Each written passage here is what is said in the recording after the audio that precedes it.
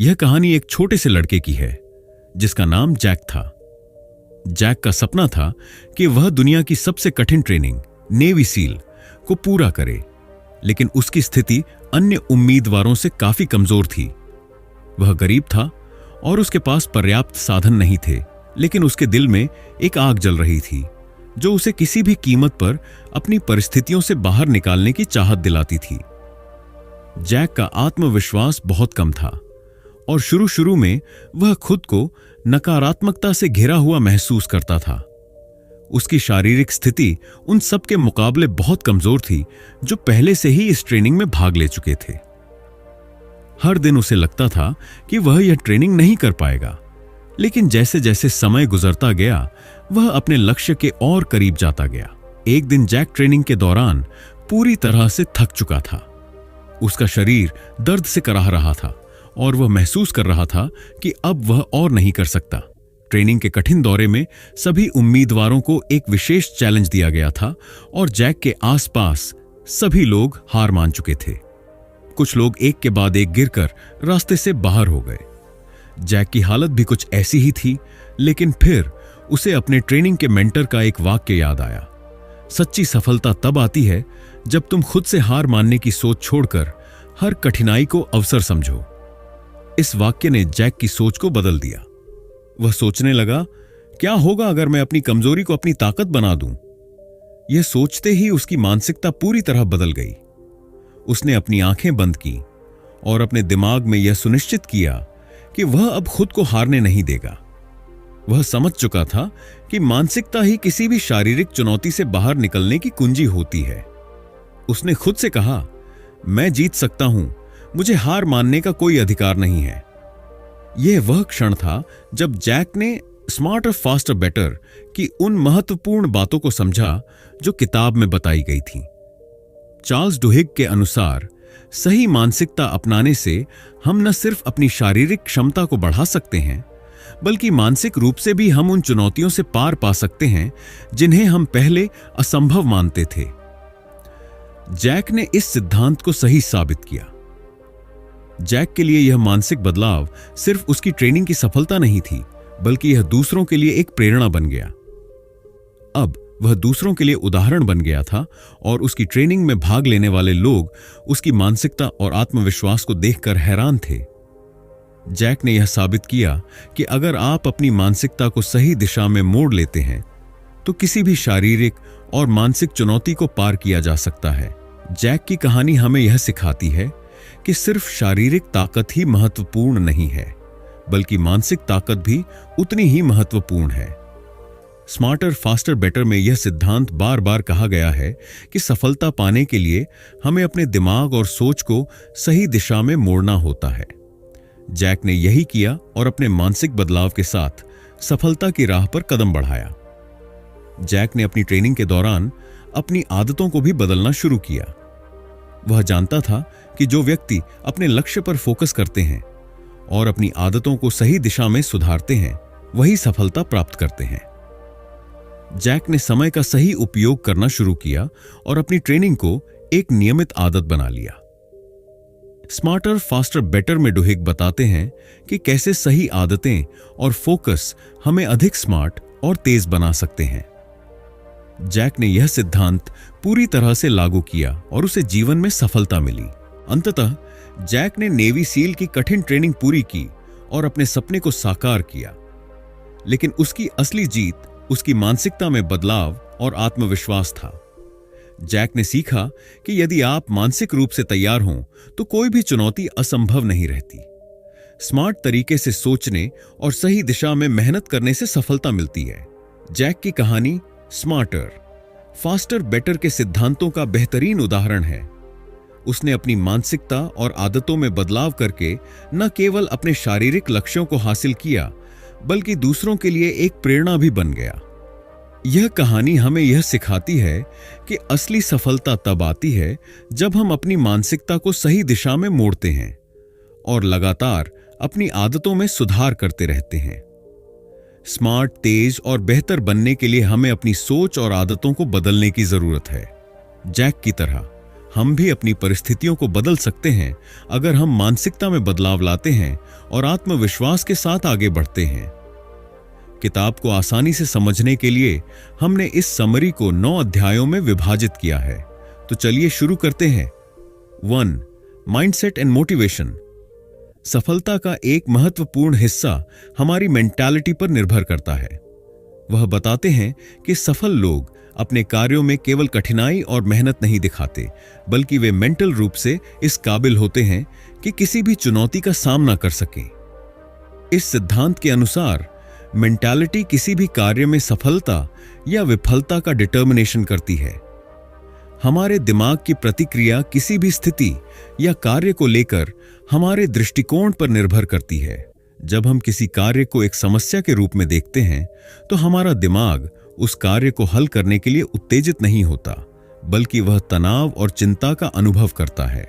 लेकिन जब हम किसी कार्य को एक चुनौती के रूप में देखते हैं, तो हमारा दिमाग उसे हल करने के लिए अधिक सक्रिय और सकारात्मक रूप से काम करता है। डूहिक के अनुसार, यदि हम किसी भी कार्य को एक अवसर के रूप में देखते हैं, तो हमारा दिमाग नई संभावनाओं को तलाशने के लिए तैयार हो जाता है। यह मेंटालिटी हमें कठिनाइयों से घबराए बिना उनका सामना करने में मदद करती है। यह सिद्धांत हमारे जीवन की कई स्थितियों में लागू हो सकता है। जब हम किसी कार्य को चुनौती के रूप में स्वीकार करते हैं, तो हम यह मानते हैं कि किसी भी स्थिति को सुधारने की क्षमता हमारे पास है। इसका मतलब यह नहीं है कि हम हमेशा सफल होंगे, लेकिन यह जरूरी है कि हम विफलताओं से सीखें और उनसे आगे बढ़ने की कोशिश करें। ग्रोथ माइंडसेट हमें मानसिक रूप से उस कार्य में पूरी तरह से संलग्न होने और हमारे प्रयासों को अधिक कुशलता से अंजाम देने की क्षमता देती है। जब हम यह मानते हैं कि हम समय के साथ कुछ भी सीख सकते हैं, तो हमारा प्रयास अधिक उत्पादक होता है। मोटिवेशन किसी भी कार्य को पूरा करने का एक और अहम तत्व है। डूहिक का मानना है कि प्रेरणा से भरे लोग किसी भी काम को शुरू करने से पहले उसके परिणाम की स्पष्ट छवि अपने दिमाग में रखते हैं। इस छवि के कारण वे कार्य को करने के लिए प्रेरित होते हैं। इंस्पिरेशन अक्सर छोटे उद्देश्यों और स्पष्ट लक्ष्यों से उत्पन्न होती है। जब हम अपना उद्देश्य साफ तौर पर जानते हैं और उसे पूरे विश्वास के साथ स्वीकार करते हैं, तो हमारी इंस्पिरेशन भी अधिक मजबूत होती है। चुनौती को अवसर के रूप में देखना हमारी सफलता की कुंजी है। जब हम किसी कार्य को पूरा करने के लिए संघर्ष करते हैं, तो यह हमें मानसिक रूप से और अधिक मजबूत बनाता है। जो लोग अपने संघर्षों को एक पॉजिटिव आउटलुक से देखते हैं, वे अक्सर अधिक सफल होते हैं। उदाहरण के लिए, अगर हम किसी महत्वपूर्ण प्रोजेक्ट में असफल हो जाते हैं, तो हमें यह समझने की जरूरत है कि उस असफलता से क्या सीखा जा सकता है। यह मेंटालिटी हमारे मनोबल को बनाए रखती है और हमें अगली बार बेहतर करने के लिए प्रेरित करती है। 2. Activating the right goal. सफल लोग अपने लक्ष्य को हमेशा स्पष्ट रूप से डिफाइन करते हैं। जब लक्ष्य स्पष्ट होते हैं, तो व्यक्ति जानता है कि वह क्या हासिल करना चाहता है और उसके लिए उसे कौन से कदम उठाने होंगे। यह क्लैरिटी उसे किसी भी काम के प्रति अपनी एनर्जी और टाइम सही तरीके से लगाने में मदद करती है। जब लक्ष्य अनक्लियर होते हैं, तो हम अक्सर कंफ्यूजन में पड़ जाते हैं और हमारा ध्यान भटक जाता है। इसलिए डूहिक के अनुसार सबसे पहले अपने लक्ष्य को पूरी तरह से क्लियर करना चाहिए, ताकि हमें पता हो कि हम किस डायरेक्शन में जा रहे हैं। सिर्फ बड़े लक्ष्य के बारे में सोचने से काम नहीं चलता। सफलता पाने के लिए यह जरूरी है कि हम अपने लक्ष्य से जुड़ी छोटे छोटे कदमों को पहचानें। जब हम एक बड़ा लक्ष्य सेट करते हैं, तो वह हमें एक दिशा देता है, लेकिन उसके रास्ते में आने वाली छोटी छोटी बाधाओं और कार्यों को हल करना भी उतना ही जरूरी है। उदाहरण के लिए, अगर आपका लक्ष्य फिट रहना है, तो आप यह तय कर सकते हैं कि प्रतिदिन 30 मिनट वॉक करेंगे या हफ्ते में 3 बार जिम जाएंगे। छोटे कदम उठाने से न केवल आपका लक्ष्य पूरा होता है, बल्कि इन कदमों से आप अपने प्रयासों की सफलता को माप भी सकते हैं। जब हम अपने लक्ष्य की दिशा में सक्रिय रूप से काम करते हैं और छोटे कदम उठाते हैं, तो हमारा मनोबल ऊंचा रहता है। जब हमें अपनी सफलता का एक्सपीरियंस होता है, भले ही वह छोटा हो, तो हम अधिक इंस्पायर्ड होते हैं। छोटे कदमों की सफलता हमें विश्वास दिलाती है कि हम अपने बड़े लक्ष्य को भी हासिल कर सकते हैं। यह इंस्पिरेशन हमें अगले कदम के लिए एक्साइटेड करती है और हमारी यात्रा में आने वाली समस्याओं का सामना करने के लिए हमें तैयार करती है।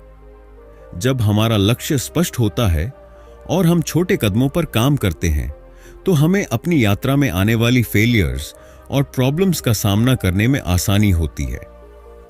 फेलियर से घबराने के बजाय यह हमारी यात्रा का एक हिस्सा होती है। अगर हम जानते हैं कि हमारा लक्ष्य क्या है और हम किस दिशा में जा रहे हैं, तो फेलियर्स से निपटना आसान हो जाता है। फेलियर्स के बावजूद हमें अपने लक्ष्य की ओर बढ़ने के लिए इंस्पिरेशन मिलती है, क्योंकि हम जानते हैं कि हम क्या हासिल करने जा रहे हैं। सही लक्ष्य की दिशा में सक्रिय रूप से काम करना महत्वपूर्ण है। जब हम अपनी ऊर्जा और समय सही दिशा में लगाते हैं, तो हमें अपने प्रयासों का परिणाम मिलता है। इसके लिए हमें अपने लक्ष्य को प्रायोरिटी देनी होती है और उन कार्यों पर ध्यान केंद्रित करना होता है जो वास्तव में हमारी यात्रा को आगे बढ़ाते हैं। अगर हम सिर्फ कल्पनाओं और विचारों में खोए रहते हैं, तो सफलता तक पहुंचना मुश्किल हो सकता है। इसलिए लक्ष्य को सही तरीके से डिफाइन करना और उस दिशा में सक्रिय रूप से काम करना सफलता का सबसे बड़ा राज है। 3. Decision making. हर दिन हम सैकड़ों छोटे बड़े निर्णय लेते हैं और इन निर्णयों का प्रभाव हमारी सफलता, जीवन की दिशा और मानसिक शांति पर पड़ता है। निर्णय लेने की सही प्रक्रिया केवल तात्कालिक समस्याओं को हल करने के लिए नहीं होती, बल्कि यह भविष्य के लिए स्थिर और कुशल मार्गदर्शन प्रदान करती है। हमारे द्वारा लिए गए निर्णय हमारी दिनचर्या और जीवन को गहराई से प्रभावित करते हैं। सफल लोग निर्णय लेने में कुशल होते हैं क्योंकि वे केवल वर्तमान स्थिति पर नहीं, बल्कि दीर्घकालिक परिणामों पर भी ध्यान केंद्रित करते हैं। वे समझते हैं कि किसी भी निर्णय का असर उनके जीवन और काम पर कैसा होगा। सही निर्णय लेने की प्रक्रिया न केवल हमें तात्कालिक सॉल्यूशन प्रोवाइड करती है, बल्कि यह हमें भविष्य में बेहतर और अधिक आत्मविश्वासी फैसला लेने के लिए तैयार भी करती है। डूहिग ने डिसीजन लेने की प्रोसेस को सिस्टमैटिक और फेजिंग मेथड से प्रेजेंटेड किया है। उदाहरण के लिए उन्होंने एक पायलट का जिक्र किया जो अपनी फ्लाइट के दौरान लाखों छोटे बड़े निर्णय लेता है। वह यह सुनिश्चित करता है कि हर निर्णय एक योजना के तहत हो और उसकी प्रक्रिया सिस्टमैटिक रहे। इस प्रक्रिया में शामिल हैं, पायलट सबसे पहले स्थिति को ठीक से समझता है। वह उन सभी संभावनाओं का आकलन करता है जो उसके निर्णय पर असर डाल सकती हैं। यह कदम हमारे व्यक्तिगत और पेशेवर जीवन में भी महत्वपूर्ण है। सही निर्णय लेने के लिए यह सोचना जरूरी है कि हर विकल्प का क्या परिणाम हो सकता है। सफल लोग निर्णय लेने से पहले हर संभावित परिणाम पर विचार करते हैं। निर्णय लेने के बाद आत्मविश्वास के साथ उस पर अमल करना जरूरी है। असमंजस में रहने से न केवल समय बर्बाद होता है, बल्कि परिणाम भी प्रभावित होते हैं। सही डिसीजन केवल इंस्टेंट सॉल्यूशंस प्रोवाइड करने के लिए नहीं होने चाहिए। निर्णय लेने का सही तरीका लॉन्ग टर्म पर्सपेक्टिव पर आधारित होना चाहिए। जब हम किसी निर्णय को केवल वर्तमान स्थिति को सुधारने के लिए लेते हैं, तो वह अक्सर स्थिर नहीं होता। इसके बजाय हमें यह समझना चाहिए कि हमारा निर्णय भविष्य में किस तरह का प्रभाव डालेगा। डूहिग का कहना है कि हमारे निर्णय हमारी आदतों को भी प्रभावित करते हैं। जब हम नियमित रूप से सही निर्णय लेने की आदत डालते हैं, तो यह हमारे जीवन को अधिक कुशल और व्यवस्थित बना देता है। उदाहरण के लिए, एक पायलट अपनी हर उड़ान में एक ही प्रक्रिया का पालन करता है, जिससे उसकी निर्णय लेने की क्षमता बेहतर होती जाती है। डूहिग ने कई उदाहरणों के माध्यम से यह समझाया कि कैसे निर्णय लेने की सही प्रक्रिया हमारे जीवन को बदल सकती है। मान लीजिए, आपको तय करना है कि किसी नई नौकरी का ऑफर स्वीकार करना है या नहीं। इस स्थिति में आपको अपने दीर्घकालिक लक्ष्यों, उस नौकरी के फायदे नुकसान और आपके जीवन पर पड़ने वाले प्रभाव का आकलन करना चाहिए। 4. Approach to work. सफल और औसत व्यक्तियों के बीच का सबसे बड़ा अंतर यही है कि वे अपने काम को कैसे देखते हैं। सफल लोग अपने काम को एक अवसर या चुनौती के रूप में लेते हैं, जबकि औसत लोग इसे केवल एक जिम्मेदारी या साधारण कार्य मानते हैं। यही फर्क उनके परिणामों और सफलता को तय करता है। डुहिग के अनुसार जब हम अपने काम को एक चुनौती मानते हैं तो हमारा दिमाग उसे हल करने के लिए अधिक रचनात्मक और सक्रिय हो जाता है।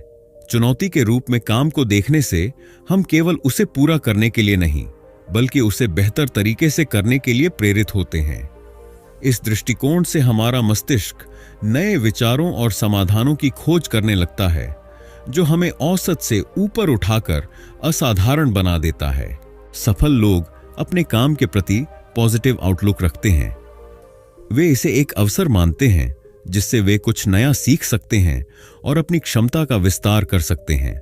इस सकारात्मक दृष्टिकोण का परिणाम यह होता है कि वे कठिन परिस्थितियों में भी हार नहीं मानते और समाधान खोजने में सफल होते हैं। डुहिग ने यह भी बताया कि अगर हम किसी काम को केवल बोझ समझते हैं तो हमारा मनोबल गिर जाता है और हमारा प्रदर्शन कमजोर हो जाता है। इसके विपरीत जब हम इसे एक सीखने का अवसर मानते हैं तो यह न केवल हमें प्रेरित करता है, बल्कि हमें अपने कार्य में और अधिक रचनात्मक बनाता है। काम के प्रति हमारा अप्रोच हमारी इंस्पिरेशन का सबसे बड़ा सोर्स हो सकता है। जब हम अपने कार्य में अर्थ और उद्देश्य देखते हैं तो हमारा प्रदर्शन प्राकृतिक रूप से बेहतर हो जाता है। उदाहरण के लिए, एक शिक्षक अगर अपने काम को सिर्फ पैसे कमाने का साधन मानता है तो वह केवल औसत दर्जे का शिक्षक होगा। लेकिन अगर वह इसे एक सामाजिक जिम्मेदारी और दूसरों के जीवन में बदलाव लाने का अवसर मानता है तो वह बेहतर परिणाम देगा। जब हम काम को चुनौती मानते हैं तो कठिन कार्य भी आसान लगने लगते हैं। चुनौती का मतलब यह नहीं होता कि हमें हर बार मुश्किलों का सामना करना पड़ेगा, बल्कि इसका अर्थ है कि हम हर काम को इस दृष्टिकोण से देखें कि इसे बेहतर और अधिक कुशल तरीके से कैसे किया जा सकता है। काम के प्रति अप्रोच केवल पर्सनल सक्सेस तक सीमित नहीं है। जब हम टीम के साथ काम करते हैं तो हमारा दृष्टिकोण पूरी टीम की ऊर्जा और परिणामों को प्रभावित करता है। अगर टीम के सदस्य अपने काम को सकारात्मक दृष्टिकोण के साथ देखते हैं तो पूरी टीम का प्रदर्शन बेहतर हो जाता है। 5. Team work and communication. किसी भी टीम की सफलता में यह जरूरी है कि टीम के सभी सदस्य न केवल एक दूसरे के साथ मिलकर काम करें, बल्कि उनके बीच संवाद भी मजबूत और स्पष्ट हो। डुहिग के अनुसार सफल टीमों में 3 मुख्य विशेषताएं होती हैं। 1. टीम के सदस्यों को यह महसूस होना चाहिए कि उनके विचारों को सुना और समझा जा रहा है। जब हर सदस्य अपने विचार और चिंताएं साझा करने के लिए स्वतंत्र होता है तो टीम में एक सकारात्मक माहौल बनता है। 2. टीम वर्क की नींव आपसी विश्वास पर टिकी होती है। जब टीम के सदस्य एक दूसरे पर भरोसा करते हैं तो वे अधिक ईमानदारी और पारदर्शिता के साथ काम करते हैं। 3. टीम के हर सदस्य को यह महसूस होना चाहिए कि उसका योगदान महत्वपूर्ण है। जब सभी सदस्य अपने हिस्से की जिम्मेदारी निभाते हैं तो टीम अधिक प्रभावी तरीके से काम कर सकती है। डुहिग ने उदाहरणों के माध्यम से यह स्पष्ट किया कि संवाद कैसे टीम की कार्यक्षमता को बढ़ा सकता है। उन्होंने बताया कि जो टीमें खुलकर बातचीत करती हैं और अपने विचारों को साझा करती हैं, वे समस्याओं को हल करने और बेहतर निर्णय लेने में अधिक सक्षम होती हैं। डुहिग ने गूगल के एक शोध का उदाहरण दिया जिसमें पता चला कि सबसे सफल टीमों में साइकोलॉजिकल सेफ्टी यानी मनोवैज्ञानिक सुरक्षा का वातावरण होता है। इसका मतलब है कि टीम के सदस्य खुलकर बोलने और अपनी गलतियों को स्वीकार करने में सहज महसूस करते हैं। यह वातावरण टीम को अधिक रचनात्मक और कुशल बनाता है। टीम के प्रत्येक सदस्य को यह आदत डालनी चाहिए कि वह दूसरों की बात ध्यान से सुने। इससे संवाद मजबूत होता है। टीम के लक्ष्यों और कार्यों को स्पष्ट रूप से परिभाषित करें ताकि हर सदस्य अपनी भूमिका को अच्छी तरह समझ सके। समय समय पर टीम के सदस्यों को उनके काम के लिए प्रतिक्रिया दें ताकि वे अपने प्रदर्शन को बेहतर बना सकें। टीम के भीतर सकारात्मक माहौल बनाए रखें ताकि हर सदस्य प्रेरित महसूस करे। 6. प्रोडक्टिविटी और टाइम मैनेजमेंट। सफल लोग अपने समय का प्रभावी तरीके से उपयोग करते हैं। वे न केवल अपने काम को प्राथमिकता देते हैं बल्कि हर मिनट का सदुपयोग करने की कोशिश करते हैं। इसके लिए उन्होंने विकल्पों का सामना करने, फेसिंग स्मॉल चॉइसेस की विधि पर जोर दिया है। डुहिग बताते हैं कि सफल लोग अपने समय का उपयोग इस तरह करते हैं कि उनके पास अधिक से अधिक काम करने का मौका हो।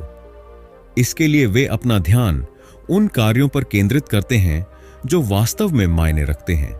समय को प्रभावी तरीके से प्रबंधित करना न केवल प्रोडक्टिविटी को बढ़ाता है बल्कि मानसिक शांति भी प्रदान करता है। विकल्पों का सामना करने की विधि हमें यह सिखाती है कि किसी बड़े कार्य को पूरा करने के लिए हमें छोटे छोटे विकल्पों पर ध्यान देना चाहिए। जब हम अपने काम के दौरान छोटे फैसलों पर ध्यान केंद्रित करते हैं तो हमारा दिमाग अधिक सक्रिय रहता है और बेहतर निर्णय लेने में सक्षम होता है। उदाहरण के तौर पर, यदि आप एक बड़ा प्रोजेक्ट कर रहे हैं तो उसे छोटे हिस्सों में विभाजित करें। हर हिस्से को पूरा करते वक्त खुद से सवाल करें, यह काम सबसे महत्वपूर्ण क्यों है? इसका क्या परिणाम होगा? इसे पूरा करने के लिए अगला कदम क्या होगा? डुहिग के अनुसार टाइम मैनेजमेंट का पहला कदम है प्राथमिकता तय करना। सफल लोग उन कार्यों पर सबसे पहले ध्यान देते हैं जो अधिक महत्वपूर्ण और तात्कालिक होते हैं। उन्होंने 80-20 नियम का उल्लेख किया है, जिसके अनुसार हमारे 80% परिणाम केवल 20% कार्यों से आते हैं। इसीलिए उन 20% कार्यों को प्राथमिकता दें जो आपके लक्ष्य के लिए सबसे अधिक योगदान देते हैं। डुहिग बताते हैं कि ध्यान केंद्रित रहना प्रोडक्टिविटी का सबसे बड़ा रहस्य है। इसके लिए उन्होंने निम्नलिखित टिप्स दिए हैं। डिजिटल डिटॉक्स करें, काम के दौरान सोशल मीडिया और अन्य डिजिटल प्लेटफॉर्म से दूरी बनाएं। छोटे ब्रेक लें, लंबी अवधि तक काम करने के बाद छोटे छोटे ब्रेक लेना आपको ऊर्जावान बनाए रखता है। नो कहना सीखें, उन कार्यों को मना करना सीखें जो आपकी प्राथमिकताओं में नहीं आते। डुहिग बताते हैं कि समय बचाने के लिए ऑटोमेशन का उपयोग करें, जैसे कैलेंडर पर रिमाइंडर सेट करना, ईमेल को फिल्टर करना या ऐसे टूल्स का उपयोग करना जो आपके रोजमर्रा के काम को आसान बना दें। उत्पादकता को बढ़ाने के उपाय, सुबह की शुरुआत सही करें। दिन की शुरुआत में सबसे महत्वपूर्ण काम को प्राथमिकता दें। डेडलाइन तय करें, हर काम के लिए समय सीमा तय करना प्रोडक्टिविटी बढ़ाने में मदद करता है। लक्ष्य पर नजर रखें, हर दिन यह सुनिश्चित करें कि आपके कार्य आपके मुख्य लक्ष्य से जुड़े हुए हों। एक बार में एक काम करें, मल्टीटास्किंग से बचें क्योंकि यह आपकी प्रोडक्टिविटी को कम कर सकता है। प्रोडक्टिविटी और टाइम मैनेजमेंट सफलता की कुंजी है। जब आप अपने समय को प्रभावी तरीके से प्रबंधित करते हैं और छोटे विकल्पों पर ध्यान देते हैं तो आप न केवल अपने काम को तेजी से पूरा कर सकते हैं बल्कि अपने लक्ष्य को भी आसानी से हासिल कर सकते हैं। सही समय पर सही निर्णय लेना, प्राथमिकताओं को समझना और ध्यान केंद्रित रखना, ये ही आपकी प्रोडक्टिविटी को नई ऊंचाइयों पर ले जाते हैं। 7. Learning from failures. सफलता और विफलता के बीच का सबसे बड़ा अंतर यह है कि सफल लोग अपनी विफलताओं को सीखने का अवसर मानते हैं। वे जानते हैं कि हर विफलता एक अनुभव लेकर आती है जो उन्हें भविष्य में और बेहतर निर्णय लेने के लिए तैयार करती है। विफलता को केवल असफलता के रूप में देखने के बजाय इसे विकास और सुधार का एक साधन मानना चाहिए। जब हम किसी गलती का सामना करते हैं तो हमारा दृष्टिकोण यह तय करता है कि हम उससे क्या सीखेंगे। यदि हम इसे एक अंत के रूप में देखते हैं तो यह हमें हतोत्साहित कर सकता है, लेकिन यदि हम इसे एक नई शुरुआत के रूप में देखते हैं तो यह हमें अधिक मजबूत और सक्षम बना सकता है। उदाहरण के तौर पर, थॉमस एडिसन ने अपने बल्ब बनाने के प्रयोगों में हजारों बार असफल होने के बावजूद हार नहीं मानी। उनका कहना था, मैंने असफलता नहीं पाई बल्कि 10,000 ऐसे तरीके खोजे जो काम नहीं करते।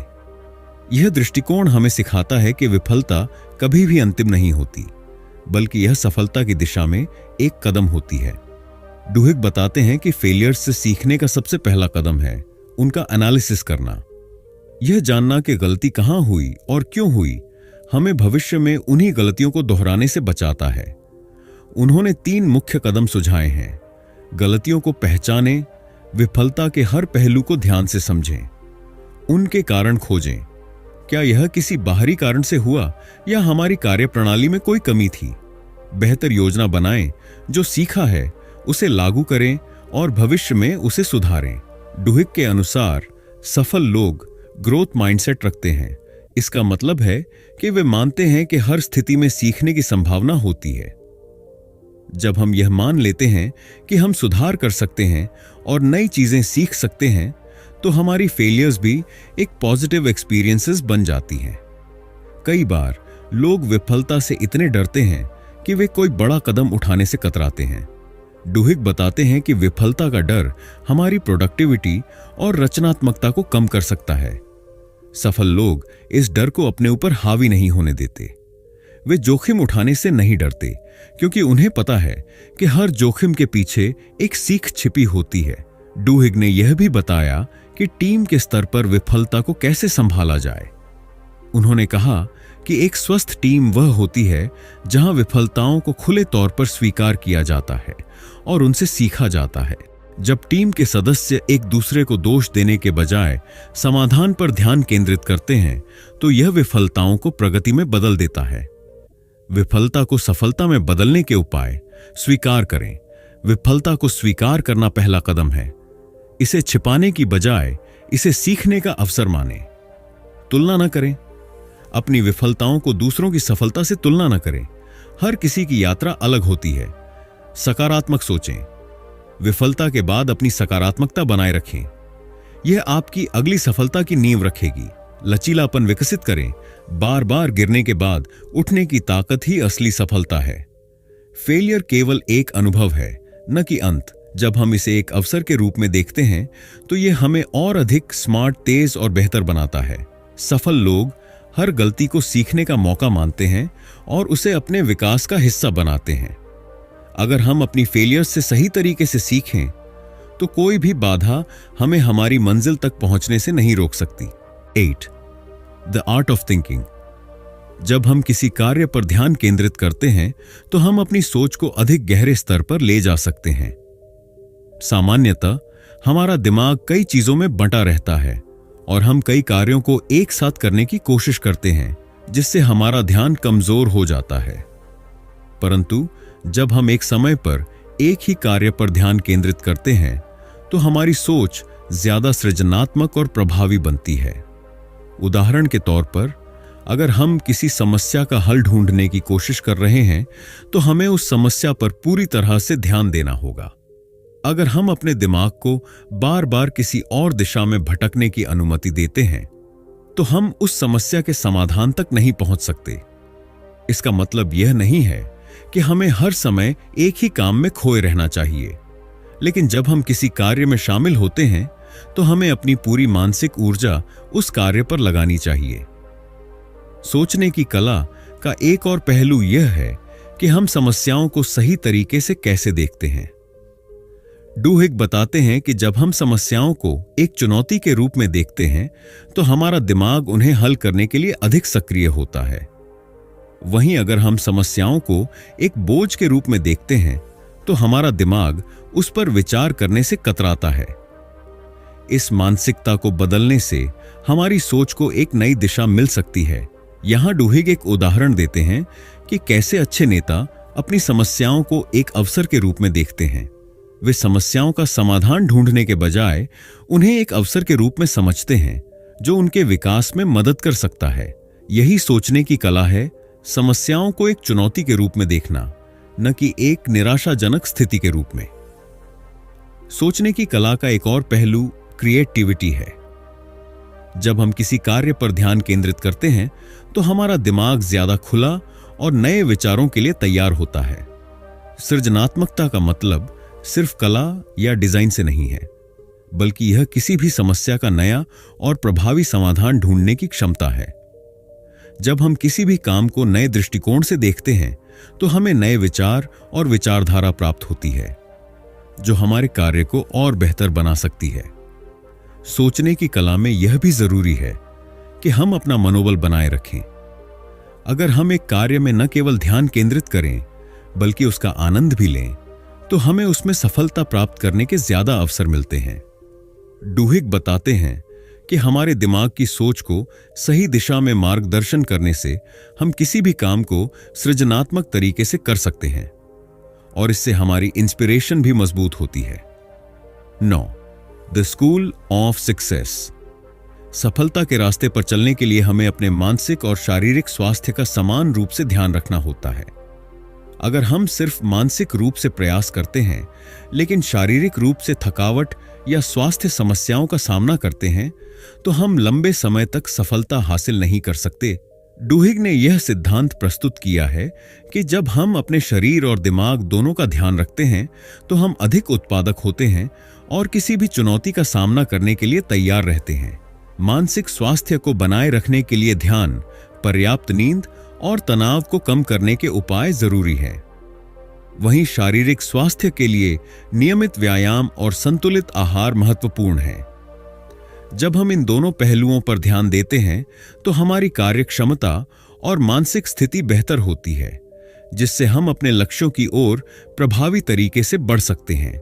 सफलता का एक और महत्वपूर्ण नियम है निरंतर प्रयास करना। डुहिग के अनुसार सफलता सिर्फ उन लोगों को मिलती है जो अपने लक्ष्यों की ओर निरंतर कदम बढ़ाते रहते हैं। यह जरूरी नहीं है कि हम हर दिन बड़े कदम उठाएं, बल्कि छोटे और स्थिर प्रयास भी हमें सफलता की ओर ले जाते हैं। लगातार कार्य करते रहना हमें प्रेरित रखता है और हमें यह यकीन दिलाता है कि हम जो भी लक्ष्य रखते हैं उसे हासिल करने के रास्ते पर हैं। इसके अलावा निरंतर प्रयास से हम किसी भी विफलता को भी एक अवसर के रूप में देख पाते हैं। जब हम किसी समस्या का सामना करते हैं तो हम उससे सीखते हैं और अपनी रणनीतियों को बेहतर बनाते हैं। निरंतर प्रयास से ही हम सफलता की ऊंचाइयों तक पहुंच सकते हैं। लक्ष्य की ओर निरंतर बढ़ना सफलता का महत्वपूर्ण हिस्सा है। डुहिग का कहना है कि हमें अपने बड़े लक्ष्यों को छोटे हिस्सों में बांटकर उन्हें एक एक कदम करके पूरा करना चाहिए। जब हम अपने लक्ष्यों को छोटे छोटे हिस्सों में तोड़ते हैं तो हमें यह महसूस होता है कि हम हर दिन कुछ हासिल कर रहे हैं, जिससे हमारा मनोबल बना रहता है। यह दृष्टिकोण हमें यह समझने में मदद करता है कि सफलता रातों रात नहीं आती, बल्कि यह एक दीर्घकालिक प्रक्रिया है। अगर हम छोटे कदम उठाते रहेंगे तो बड़े लक्ष्य को प्राप्त करना आसान हो जाएगा। यही कारण है कि निरंतर प्रयास और संतुलन बनाए रखना सफलता के रास्ते पर सबसे महत्वपूर्ण तत्व होते हैं। संतुलन बनाए रखने से न केवल हमारी शारीरिक और मानसिक स्थिति बेहतर होती है, बल्कि यह हमें जीवन के अन्य पहलुओं में भी सफलता प्राप्त करने में मदद करता है। जब हम काम और आराम, मानसिक और शारीरिक प्रयास, लक्ष्य और विश्राम के बीच संतुलन बनाए रखते हैं तो हम अपने जीवन को बेहतर तरीके से जी सकते हैं। यह संतुलन हमें तनाव से बचाता है, मानसिक शांति बनाए रखता है और हमें अपनी कार्यक्षमता को बनाए रखने में मदद करता है। डुहिग का कहना है कि संतुलन हमें हमारी ऊर्जा को सही दिशा में केंद्रित करने की क्षमता देता है, जिससे हम किसी भी कार्य को स्मार्ट और तेजी से कर सकते हैं। यह मानसिक स्थिरता हमें अपने लक्ष्य पर ध्यान केंद्रित रखने में मदद करती है और हम सफलता की ओर अग्रसर होते हैं। तो दोस्तों, स्मार्टर, फास्टर, बेटर से यह सीख मिलती है कि सफलता केवल कठिन मेहनत और लंबी घंटों तक काम करने में नहीं है। असल में यह हमारी सोच, निर्णय लेने की क्षमता और मनोवैज्ञानिक रणनीतियों पर निर्भर करता है। अगर हम अपनी सोच को सिस्टमैटिक और सही दिशा में लगाएं, तो हम न केवल अपने लक्ष्य को हासिल कर सकते हैं, बल्कि हम अपने कार्यों को और भी स्मार्ट, तेज और बेहतर बना सकते हैं। इस किताब में जो प्रमुख बिंदु थे वे हमें बताते हैं कि कैसे हमें अपनी प्राथमिकताओं का निर्धारण करना चाहिए, कैसे एक अच्छा निर्णय लेना हमें आगे बढ़ाता है और कैसे हमारी टीमों और सहयोगियों के साथ सही तरीके से काम करने से अधिक प्रभावी परिणाम मिल सकते हैं। अब जब आप इस वीडियो को देख चुके हैं तो अपनी कार्यशैली में इन सिद्धांतों को लागू करने की कोशिश करें और देखिए कि आपके जीवन में कितनी सकारात्मक बदलाव आते हैं। अगर आपको इस किताब का सारांश पसंद आया हो तो कृपया वीडियो को लाइक और शेयर करें और हमारे चैनल को सब्सक्राइब करें ताकि आप और भी किताबों के समरी और एनलाइटनिंग वीडियो देख सकें। आखिरकार याद रखें, स्मार्ट और फास्ट काम करने की कला केवल सीखने की नहीं, बल्कि सही तरीके से सोचने और कार्य करने की है। धन्यवाद।